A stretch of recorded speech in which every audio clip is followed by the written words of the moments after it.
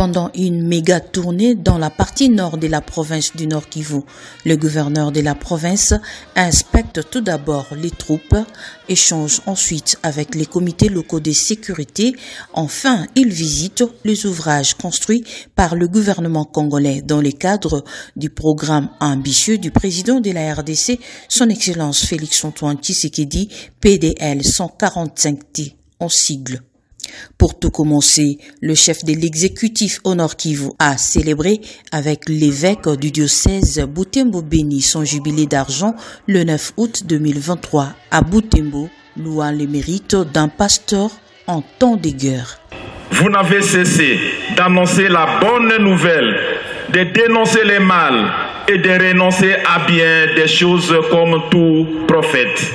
Voilà pourquoi, à l'occasion du jubilé de votre sacre en qualité d'évêque du diocèse de Butembo-Béni, j'implore les très hauts de vous conduire dans la sagesse et au chevet des fidèles pour que vous soyez aujourd'hui plus qu'hier cet instrument pour lequel Dieu libère son peuple des ténèbres. L'étape du terrain s'en est suivie. D'abord, le territoire de Lubero, un centre de santé et une école équipée dans chacune des chefferies, notamment Bassoa, Bamati, à la satisfaction des bénéficiaires qui sont la population.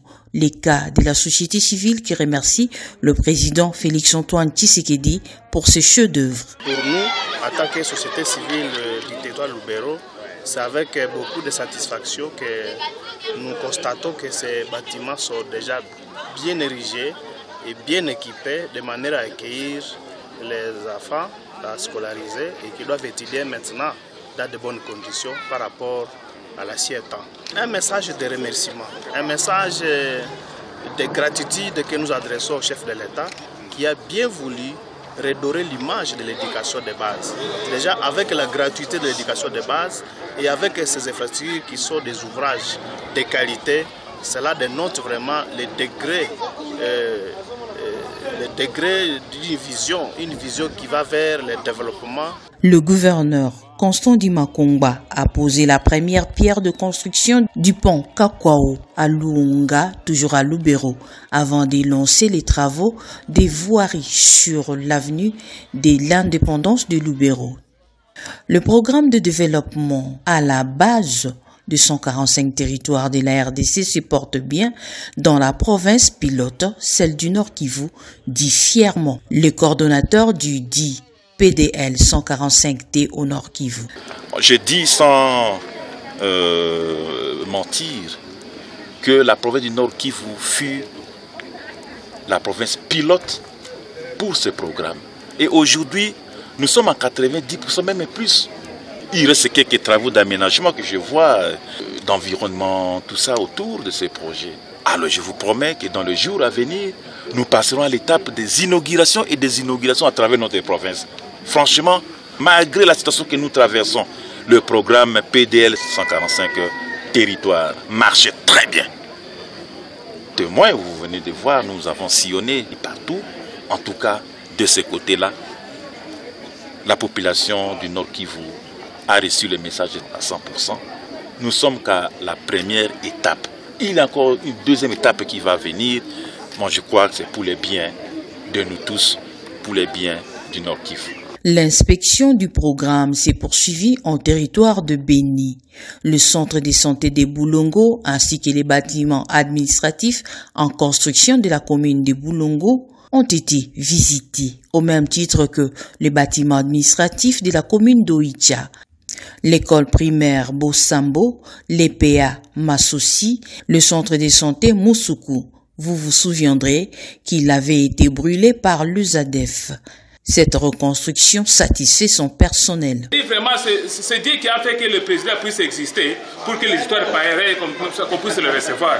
Avec l'accompagnement du gouverneur et aussi même l'administrateur du territoire et aussi tous les chefs qui ont fait tous les moyens vraiment pour que l'œuvre pareille puisse revenir chez nous. Dans ces différentes interventions à la foule venue l'accueillir, le gouverneur est revenu sur la sécurité avec la question épineuse de la réserve de l'armée ou de Maï Maï, mieux encore des Ouazalendo. Le profite aussi de cette occasion pour dire aux groupes armés locaux, c'est-à-dire nos compatriotes Maï Wazalendo et consorts, chers compatriotes, vous êtes chez vous. Et cette guerre d'agression est venue de l'Est vers vous. Vous vous trouvez à l'Ouest. Et vous avez ce droit-là de vous défendre. La Constitution nous permet cela. Mais je dois encore leur dire que en protégeant notre terre, en nous défendant, mais nous devons faire ça au bénéfice de notre population. La population, aujourd'hui, je reçois beaucoup de rapports, des exactions, d'érections, des barrières illégales, des systèmes de taxes, ainsi de suite. Et cela ne vient pas de nous, et nous n'en voulons pas. Nous leur lançons cet appel pour que cela cesse. Ça doit cesser. Ça doit cesser.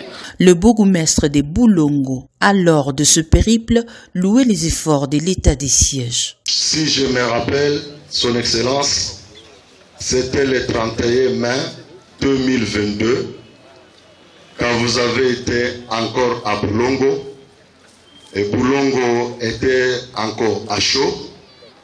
Je vous ai présenté une population stressée qui manifestait le retour de leur lieu d'exil. Le voilà aujourd'hui, cette population retournée qui acquise leur reconnaissance de s'être rétablie parce que ce jour, vous leur avez promis la paix et aujourd'hui, chose promise, chose faite, nous vivons la calmie. Le PDL 145T, vous le savez, est financé par la Banque mondiale avec le BCECO comme maître d'ouvrage.